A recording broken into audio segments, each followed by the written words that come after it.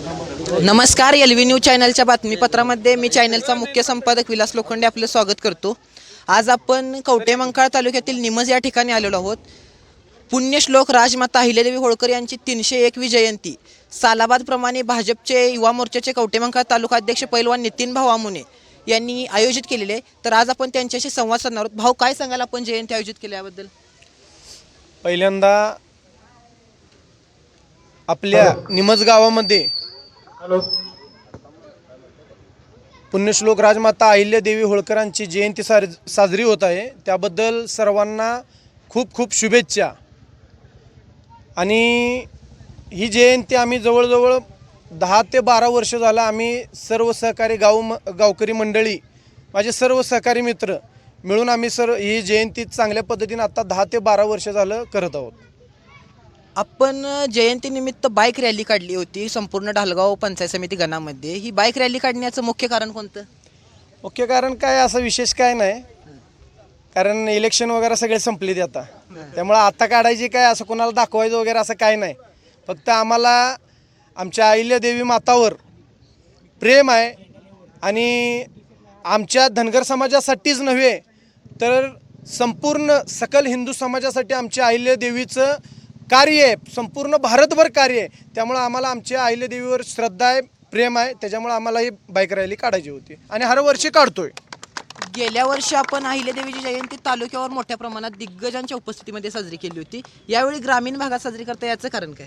गेल्या वर्षी कवठेमंकाळमध्ये म्हणजे पहिली जयंती करायची का नाही नक्की नव्हतं. आणि तसंच आम्ही डोने महाराजांनाही सांगून आम्ही पहिलं पूर्वनियोजित कार्यक्रम केला होता. इथून आम्ही प्रतिमा किंवा मूर्तीपूजन करून आम्ही कवठेमंकाळ शहरामध्ये तिथं डोने महाराज म्हणजे बाळूमामाची जी भाकणूक करतात ते डोने महाराज यांची तिथं सांगती सभा होती. त्याच्यामुळं आम्ही इथून बाईक रॅली काढून कवठेमंकाळ शहरामधून रिटर्न आलो. आज आपण या जयंतीसोबतच आणखी काही कार्यक्रमांचे आयोजन केलेले आहे. यामध्ये प्रामुख्याने कोणकोणते कार्यक्रम आहेत? तसं बघायला गेलं तर माझ्या सर्व सहकाऱ्यांच्या सोबत हे कार्यक्रम सकाळपासून मूर्तीपूजन, अहिल्यादेवीचं मूर्तीपूजन, तसेच आमचे धनगरी गजनृत्य, सकाळी आरेवाडीकरांचं धनगरी गजनृत्य झालं. त्याचबरोबर आम्ही पूर्ण परिसरातून बाईक रॅली काढली.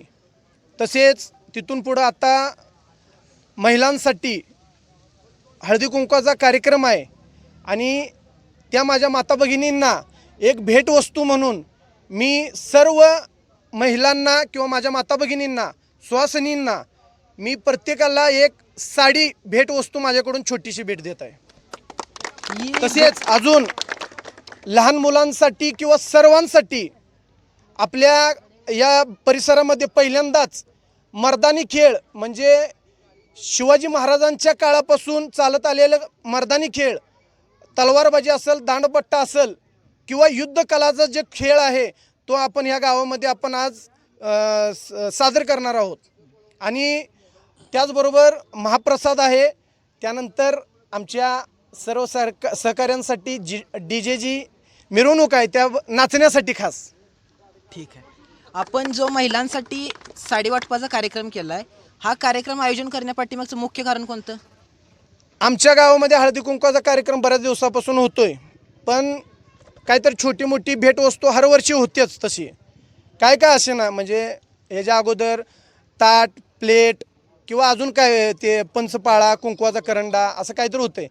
पण यावेळेस मला जरा काहीतरी वेगळं वाटलं की खरंच माझ्या माता भगिनींसाठी खास भेट, त्यांना आवडेल अशी एक साडी माझ्याकडून भेट म्हणून यावर्षी देण्यात आलेलं आहे. म्हणजे या जयंतीमध्ये आपण राजकीय काही सभा घेतलेला नाही? राजकीय सभा कधीच नाही. मी आधीच सांगितलंय, राजकीय असं मी कधी केलं नाही. कारण 12 वर्ष झाले मी जयंती टिकवतोय आमच्या सगळ्या सहकाऱ्यांसोबत. त्यामुळे राजकीयचा काही विषय नाही, इथून पुढे पण होत राहणार आहे. त्यामुळे राजकीयचं काही नाही. असं किती जर राजकीय इलेक्शन येणार जाणार, त्यामुळे मला ही जयंती करायची आहे. माझ्या सगळ्या सहकाऱ्यांबरोबर ही जयंती करणार मी. ठीक. तसेच माझ्या माता भगिनींना साडी देण्याचं किंवा साडी भेट देण्याचं कारण महत्त्वाचं म्हणजे आपल्या या वार्षिक महिन्यात आलेला हा धोंडा महिना म्हणजेच अधिक महिना, त्यासाठी माझ्या माता भगिनींसाठी ही माझी छोटीशी भेट.